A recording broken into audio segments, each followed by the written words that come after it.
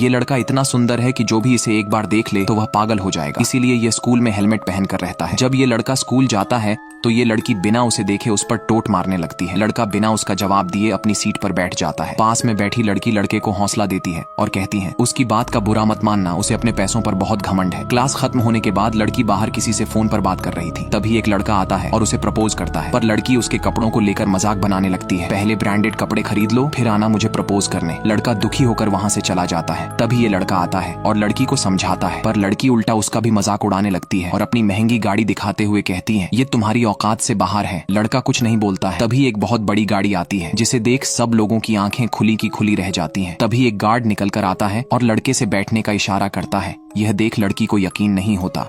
इस लड़के के डैड इतने अमीर हैं कि वह पूरे शहर को ही खरीद सकते हैं, फिर भी उनका लड़का एक सरकारी स्कूल में पढ़ता है, उसे कोई पहचान ना ले, इसलिए वह हेलमेट लगाकर रहता है। इस बात से लड़के के डैड काफी नाराज रहते हैं क्योंकि उनका बेटा एक सरकारी स्कूल में पढ़ता है और अब उनकी तबीयत दिन प्रतिदिन बिगड़ती ही जा रही है। इसलिए वह चाहते हैं लड़के की शादी अपने दोस्त की बेटी के साथ कर दी जाए। पर लड़के को एक ऐसी लड़की चाहिए थी जो कि उसके पैसों से ना उससे प्यार करे। अगले दिन जब यह लड़का स्कूल जाता है तो सभी स्टूडेंट को अपना अपना पार्टनर चुनकर डांस क्लास में जाना था। ये लड़का इस लड़की से पूछता है क्या तुम मेरे साथ डांस क्लास में चलोगी? तभी लड़की कहती है अपनी शक्ल देखी। डांस क्लास में जाने की पीछे खड़ी लड़की लड़के से कहती क्या तुम डांस क्लास में भी हेलमेट पहनकर जाओगे? अगर किसी को हेलमेट लग गया, हाँ अगर तुम इस हेलमेट को उतार हैंडसम हुए तो मैं चल सकती हूँ। पर लड़का कहता मुझे तुम्हारे साथ नहीं जाना है। तभी लड़की जबरदस्ती हेलमेट उतरने लगती। हेलमेट उतारते ही सभी लड़कियां पहचान जाती हैं कि इसके डैड इस शहर के सबसे अमीर आदमी हैं, जिस पर लड़कियां मरती हैं। अब वह लड़की दौड़ कर आती, कहती कि मैं तो मजाक कर रही थी। अगले दिन ये लड़की इस लड़के के घर पहुंच गई थी। दरअसल इन दोनों के पिता अच्छे दोस्त थे और लड़की के पिता चाहते थे कि वह उनके दोस्त की लड़की के साथ शादी कर ले, और लड़का तैयार नहीं होता है। वह बताता है ये लड़की सिर्फ पैसों से प्यार करती है और मुझे ऐसी लड़की नहीं चाहिए। अगले दिन ये लड़का क्लास में उसे लड़की से बात करना शुरू कर देता है, जो उसे सबसे पहले हौसला देती है। लड़का उससे पूछता है क्या तुम मेरे बारे में नहीं? लड़के को बड़ी हैरानी होती है, जहाँ एक तरफ सारी लड़कियां उसके पीछे पागल हैं, वहीं इस लड़की को इंटरेस्ट ही नहीं है। लड़का उससे पूछता है क्या तुम मेरे साथ कहीं घूमने चलोगी? लड़की तैयार हो जाती है, पर ये जहाँ भी जाते हैं सब इन्हें ही देखते रहते हैं। तभी अचानक इन दोनों को एक साथ ये लड़की भी देख लेती है, जिसे बहुत गुस्सा आ रहा था, पर यह दोनों बिना किसी की परवाह करें एक दूसरे के करीब आते गए। और एक दिन लड़के ने लड़की को अपने घर बुलाया। लड़की जब घर को देखती है तो हैरान रह जाती है। वह लड़के को साफ साफ बता देती है मैं तुम्हारे जितनी अमीर नहीं हूँ, मैं बहुत ही गरीब घर से हूँ। तभी लड़का कहता है तुम्हें परेशान होने की जरूरत नहीं है, और वह उसे अपनी फैमिली से मिलाता है, जहाँ पर लड़के के पिता लड़की से पूछते हैं तुम्हारे माता पिता क्या करते हैं? लड़की बताती है कि मेरे पिता एक सिक्योरिटी गार्ड है और मेरी माँ स्टोर पर काम करती है। तभी लड़का बीच में बोलता है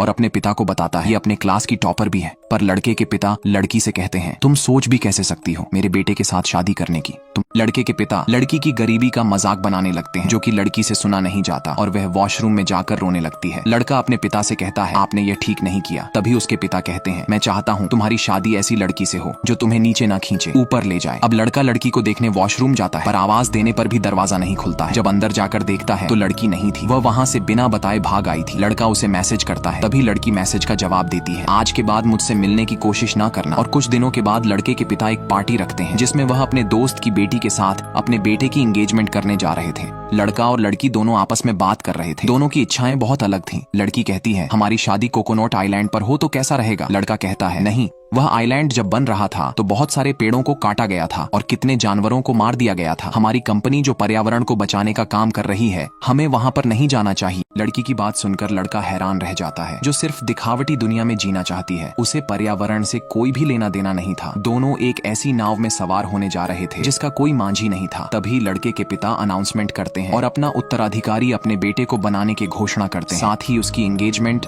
अपने दोस्त की बेटी के साथ करने की भी बात करते हैं। यह बातें सुनकर लड़के की माँ जरा भी खुश नहीं थी। तभी लड़के की नजर फूलों के गुलदस्ता पर जाती है जो उसी लड़की ने भेजे थे। यह देखकर लड़के का दिल बैठ जाता है। वह अपने पिता को बीच में रोकता है और उनके उत्तराधिकारी बनाने से इनकार कर देता है और पार्टी छोड़कर चला आता है। लड़के के पिता उसे समझाते हैं, पर लड़का कहता है मुझे उस लड़की से शादी नहीं करनी, जिसके ख्याल मुझसे जरा भी नहीं मिलते हैं। लड़के के पिता कहते हैं अगर तुमने उसे लड़की से शादी नहीं की तो मैं तुम्हें बेदखल कर दूं। लड़का कहता है ठीक है, मुझे नहीं चाहिए आपकी दौलत और ये सन्नो शौक, और अब यह सब मैं ज्यादा बर्दाश्त नहीं कर सकता। ये ये लड़का अपने पिता से कहता है मुझे उस लड़की से शादी नहीं करनी है जो सिर्फ मेरे पैसों से प्यार करती है। तभी लड़के के पिता कहते हैं ठीक है, आज के बाद मेरी रोल्स रॉयल लेकर मत जाना। लड़का कहता है ठीक है, नहीं ले जाऊंगा। लड़का अब सीधे लड़की के घर पहुंच जाता है। लड़की कहती है अब यहाँ पर क्या करने आए हो? जब तुम्हारे पिता मुझे भला बुरा कह रहे थे तब तुमने कुछ नहीं कहा था। तभी लड़का कहता है उस वक्त मैं तुम्हारा साथ नहीं दे सका था, उसके लिए मुझे माफ कर दो, पर मैंने वह कंपनी वह घर सब छोड़ दिया है तुम्हारे लिए। तभी लड़की उसे माफ कर देती है, पर अब उस कंपनी को संभालेगा कौन? मेरे पास एक आइडिया है। और अब ये लोग उस पार्टी में वापस आ गए थे। यहाँ पर यह आदमी कंपनी का सीईओ बनने की बात कर रहा था। बताता है कंपनी के ओनर का बेटा जो अपने परिवार को नहीं संभाल सकता है वह भला कंपनी को कैसे संभाल सकता है, इसलिए मैं इस कंपनी का सीईओ बनना चाहता हूँ। तभी यह लड़की कहती है इस कंपनी के 2 बच्चे हैं, इसलिए कंपनी का सीईओ एलन को बनाना चाहिए। पर तभी आदमी कहता है वह एक लड़की है, वह भला कंपनी कैसे संभाल सकती है? लड़का बताता है मैंने करोड़ों की गाड़ियां, आलीशान मकान, यहाँ तक की सारी संपत्ति को ठुकरा दिया है तुम्हारे लिए, पर प्लीज मेरे प्यार पर विश्वास करो। आखिरकार लड़की को विश्वास हो जाता है। तभी लड़की कहती है पर उस कंपनी को संभालेगा कौन? इधर यह आदमी कंपनी को संभालने की जिम्मेदारी लेता है, पर तभी वह लड़की आ जाती है जो कहती है कंपनी को लड़के की बहन संभालेगी। आदमी कहता है कंपनी को चलाना लड़कियों का काम नहीं। तभी वह लड़की बताती है हाँ क्यों नहीं, जिस तरह तुम इस कंपनी को अभी तक चलाते आ रहे थे, तुम्हारे बहुत सारे घोटाले मुझे पता है, जिस पर आदमी कुछ नहीं बोलता।